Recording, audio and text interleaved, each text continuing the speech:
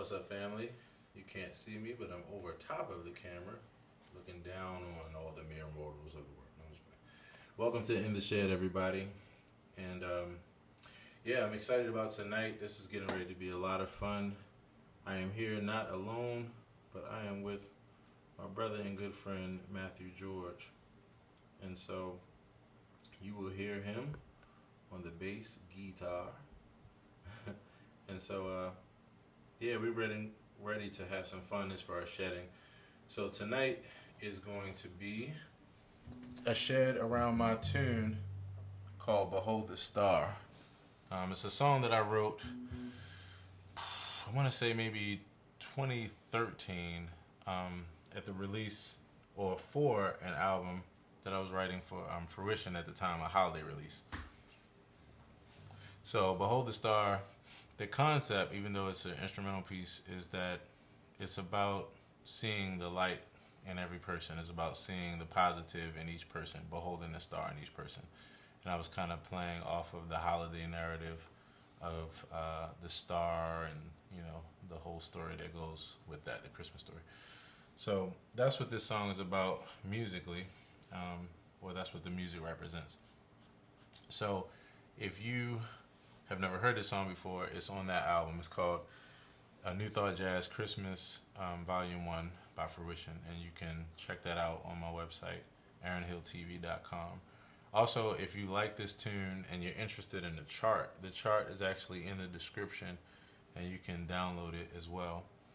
And so this is an interactive practice show, so the goal is for you to practice along with us. And so I'm going to be comping, Matthew's going to be playing the bass, and we're going to leave some room for you as well. And for keyboardists, afterwards, actually no, you won't see it this time.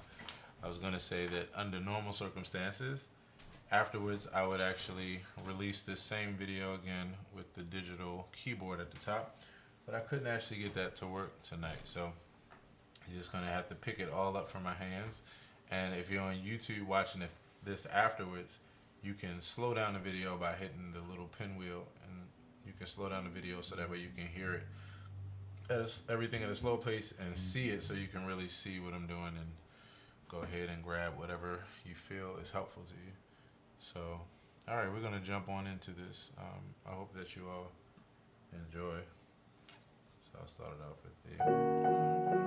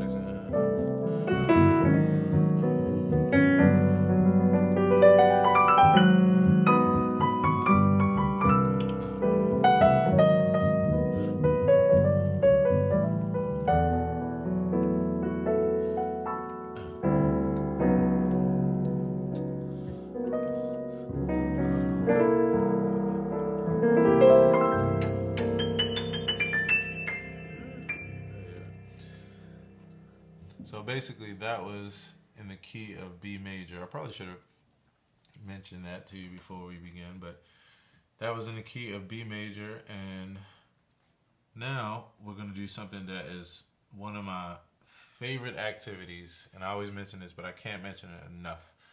That, playing a song in a different key for me is like, it's like my mentor would say, it's like seeing old friends in new places. And so one of the things as a pianist, and I'm wondering if you've had the same experience, Matthew, as a pianist, it's like other instruments where there's shapes to the chords and shapes to the movements. But when you play in different keys on the piano, I mean, you literally explore like new territory, even though it's right next to the other keys. So for me, it's a really fun experience because I go back through a lot of the chords that I played before hundreds of times, but in a new song, you see them matched up in new places, and you find your way around like the same territory at a deeper level. Do you find that to be the one thing that I've been noticing lately is that if I try the same tune but in like a fourth up, there's only one accidental that changes, so it's actually a lot easier than if you go by like half steps up, which is how you do it. Right. That makes a lot of sense. And I've been going through the jazz piano book, right, doing exactly that. Like every single exercise, all 12 keys, but going up by fourths. So that makes a lot of sense to me. And one of the things that I learned early on was to practice transposing in like different intervals, because it really does take your brain like through some really interesting ways. I almost think of it like what do they call it?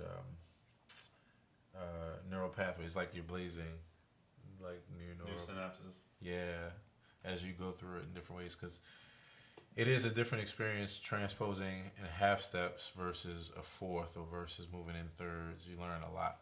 But the thing I know most about this activity, and honestly, and this is kind of interesting that I'm saying this, but it's so true. Believe it or not, like out of a number of different experiences in life, like transposing music this way is actually one of the most fun things for me to do in life. Like not even just in music. Like, are you counting roller coasters? Yeah, well, definitely counting roller coasters because I'm terrified of roller coasters, even though I ride them. But yeah, I feel like my brain expands every time I learn, and it really is that, because they say that one of the best things about learning and practicing music is that it is like cardio and like physical exercise for the brain. So at any rate, with that, we're gonna play this tune now in C major. And then after this, we're going to go out one more half step. So let's explore some new territory. 1, 2, 1, 2, 3.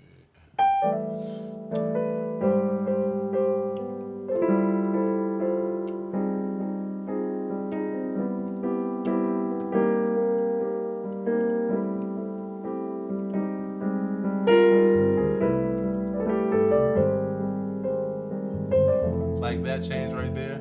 I've never played an A flat major straight to an F major change before. Me either. That's what I'm talking about.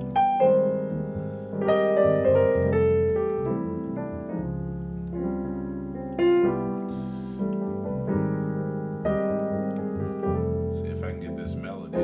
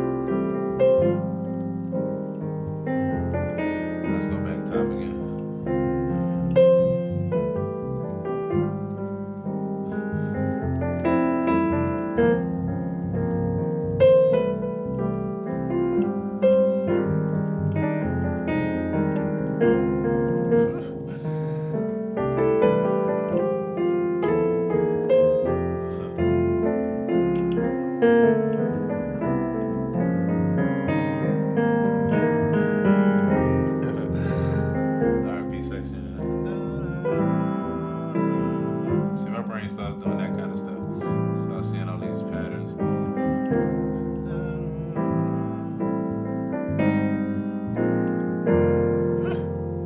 Who would think of that?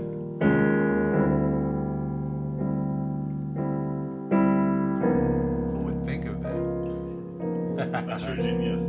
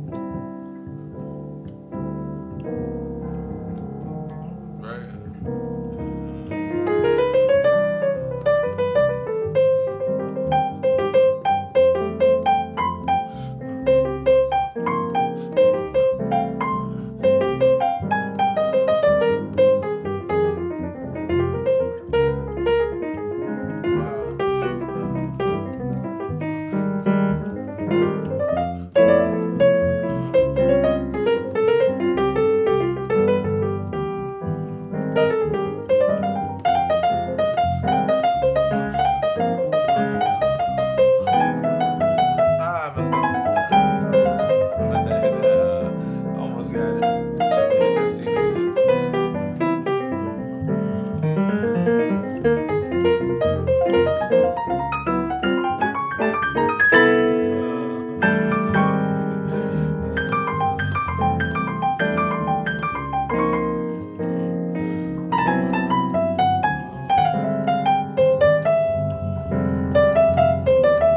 Things like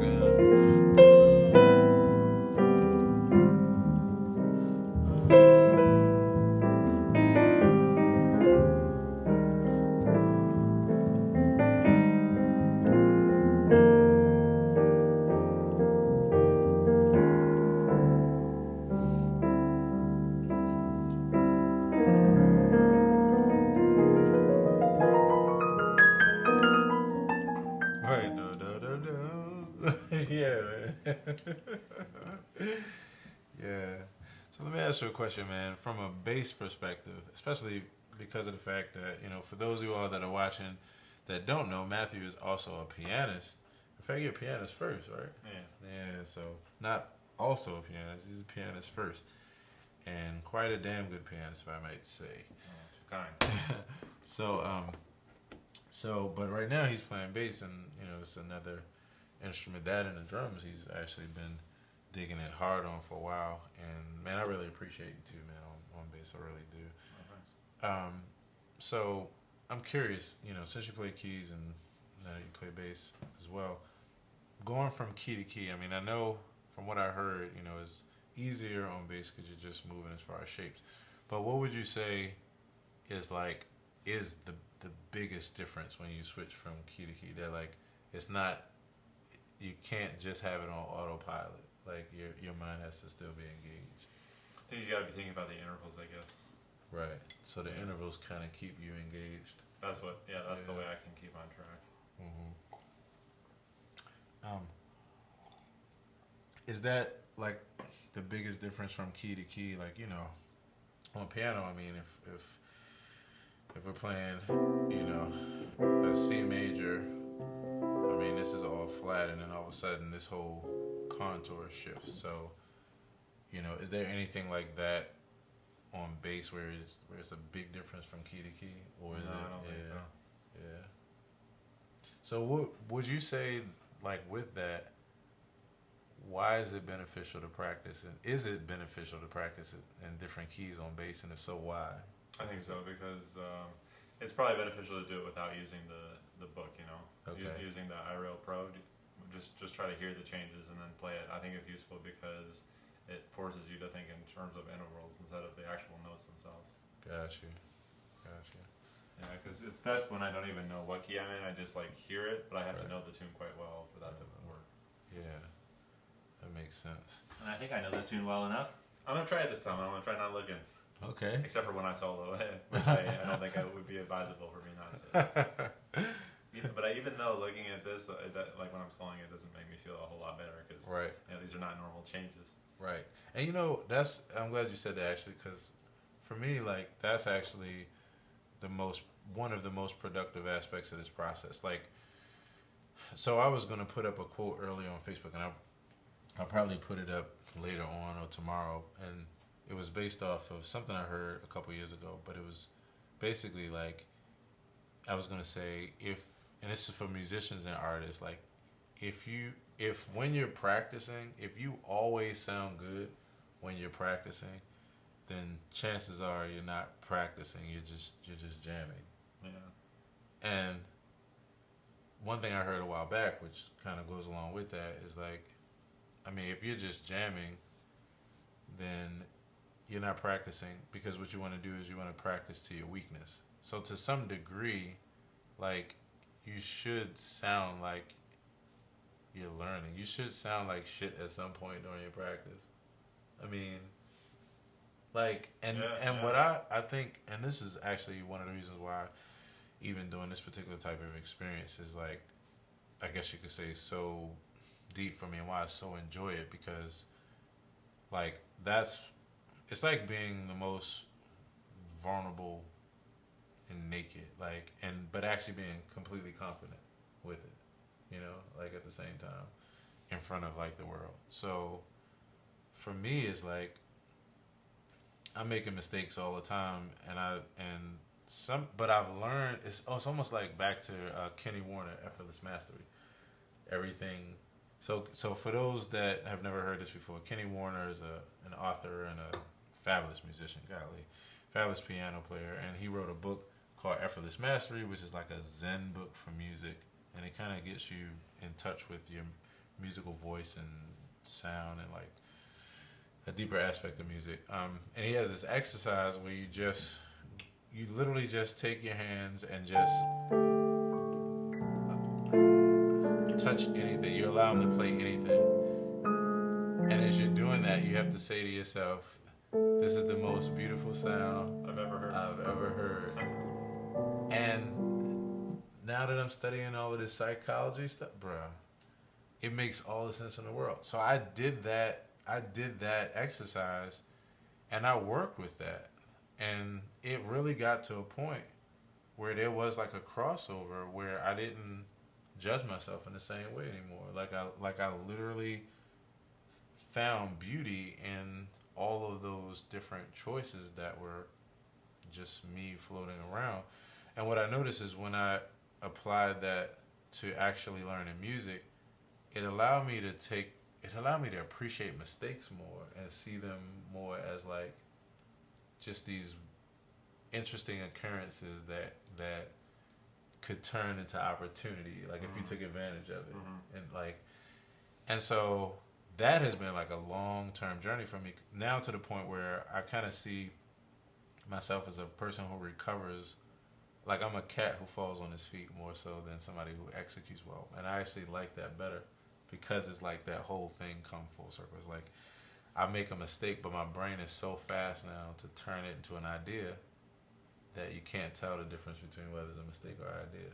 And that was when I started studying classic jazz. When I started studying, that was my first question. I was like, every solo to me sounded picture perfect from the perspective of like every note sounded intentional to me, and it was just like, how are they doing this? How are they composing on the fly like this? And it's so perfect. How are they not making mistakes? But what I didn't realize I was hearing was a combination of well-executed ideas as well as stumbles that were turned into dances, like in front of my eyes. And done with confidence, right? And done with confidence. Because confidence, many times, the difference between whether you're the shit or not is confidence. With everything. With everything. There you go.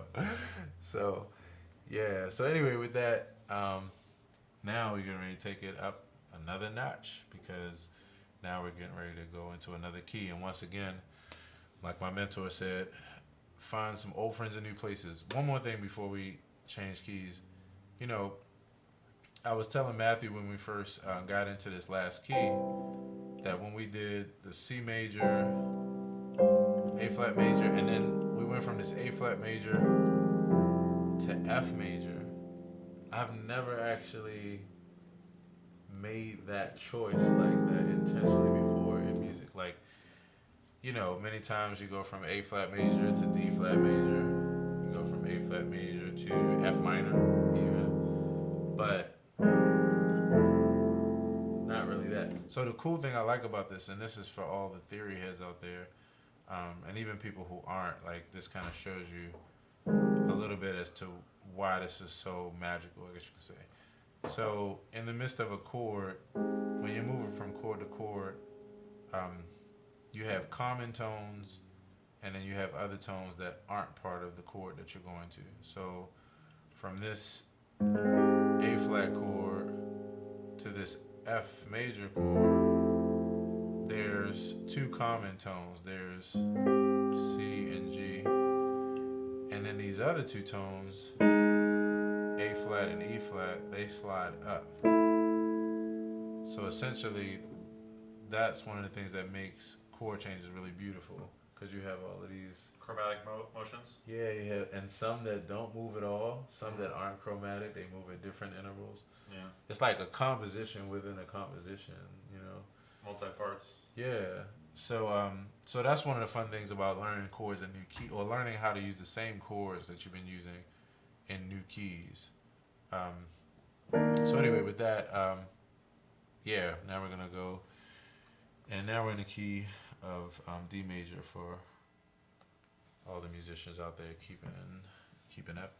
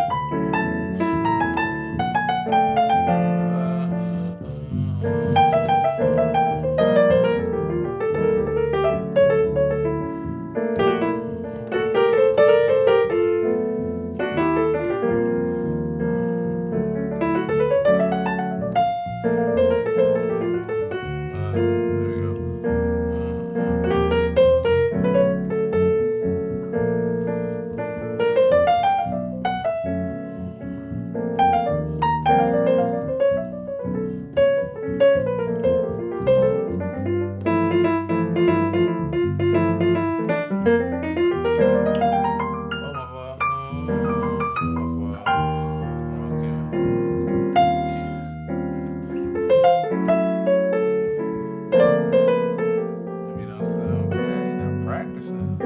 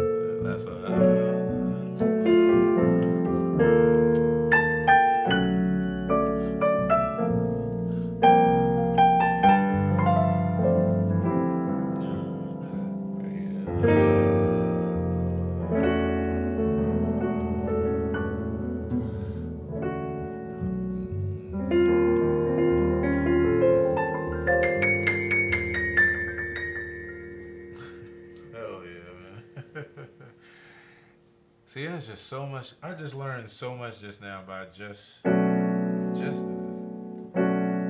flat minor to B major, B flat minor to B major to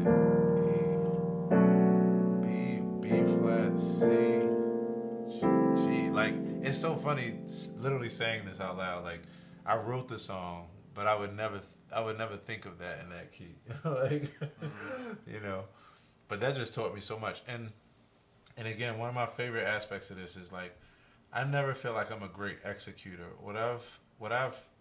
I couldn't at one point I had trouble like remembering certain jazz phrases. So what I started doing was just practicing like the possibilities, right? And now I just see like each scale, you know, as possibilities. So going from a B flat minor to a B minor to a B flat major, I've never thought about how to move, like how to move between those two chords, you know.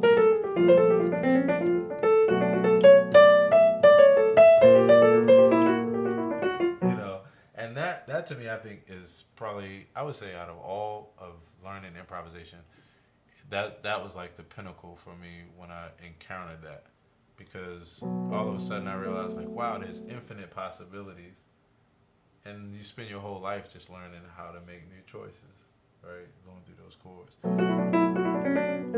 But now that'll come in handy somewhere else where I might be doing something where, say, I'm just going from B flat to E flat in a song. And I might all of a sudden just remember that another song I did a B minor going there, and out of nowhere I might just use that B minor, you know. And what I've learned is like that's actually where I feel like I've come into like my highest of innovation, like what makes me me, so to speak, you know. I'm trying to think what tune.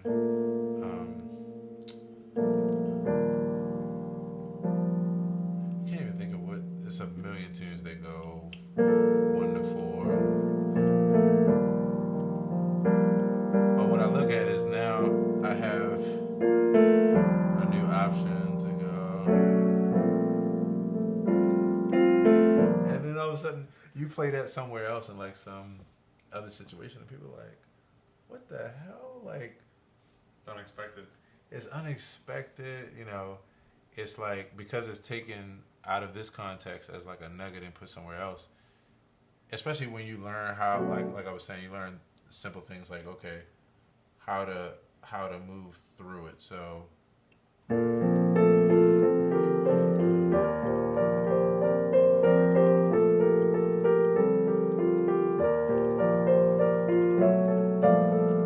know, like that kind of thing, you know. Just the chord leading and that kind of thing.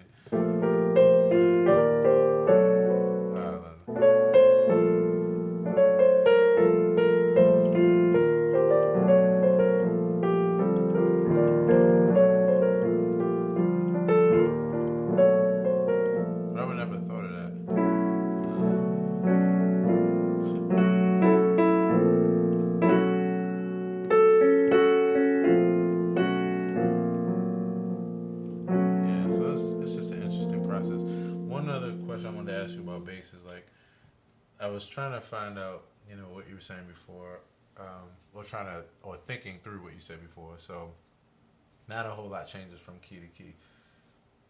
But do you feel like practicing in different keys, even kind of in the same way you're mentioning this, do you learn like better ways to play certain lines from doing this kind of stuff? Like, just because of the fact that, now I don't know anything about bass, but I do know at the very least that like you have to figure out, in order to play a line, it's kind of like you don't want to be jumping all over the place like on a piano, so you don't want to do that there, right? So aren't you always looking for like the easiest way to get to somewhere, or the most clever or interesting way to? Yeah, but the way that you move from chord to chord doesn't, the way that you move doesn't change when you change the key. I think that remains pretty similar, you know? Okay. So you don't ever get to a point where you like, say even like if you're higher on the neck, where you run out of space, where you have to do a different kind of know it just pretty much moves around. Well, if you go from like this note right here is the same as this note right here, which is you can put that finger and then you can like play it down here, and then you can play that note right here. Right. You can come down. So you like have to work your way. Oops. You know what I mean? Just know where all the same notes are. Where the same notes, right? Yeah. Well, I guess I feel extra privileged then, because it seems like it's pretty boring on bass to go from key to key. No, it keeps me. I mean, my mind. If it's not boring for my mind, keeps my mind active. So cool. Well, I think that's probably about it for us tonight. This has been a lot of fun. I feel like I've learned a lot just going through these, and yeah. So the point of this kind of practice is to really think on your feet, because I think that like out of all like ways that you can practice an instrument, I think there's something about being forced to be like to improvise like right in the moment. Oh, and one other thing I want to tell you too, man, especially before we finish this up, that you might think that I'm jiving you when I say this, but I promise I'm not. Like there's sometimes when you're soloing where your tone sounds like Jocko. Oh, is that right? Like real talk. And I'm gonna tell you how I experience it though. It's like, well, one, just I guess all the things that it goes into executing a note. So, you know, from your placement to your pressure to, you know, all that kind of stuff, right? But then also to like where you're coming from in your heart. And that's why I always tell you when we play, like I enjoy it. I don't, because it's like it's like I hear your heart. And it's wild because there's a few times where your tone is just like his, and even though it's similar, I guess, in the mechanics, but it's like it's almost like I feel something deeper in it. Like it's almost like the intention, the purity of the intention matches. So I appreciate that, man. Yeah. Whatever you're drinking, bro, don't stop. All right, everybody. Thank you all so much for hanging out with us. And if you want to drop a donation to this shed, you can do so. The information is pinned actually in the chat. So appreciate you all for hanging out. Hope you enjoyed. And until next time, I'm trying to read your comments before I get out of here. Okay. Hey, everybody. Until next time, stay in the shed. Peace.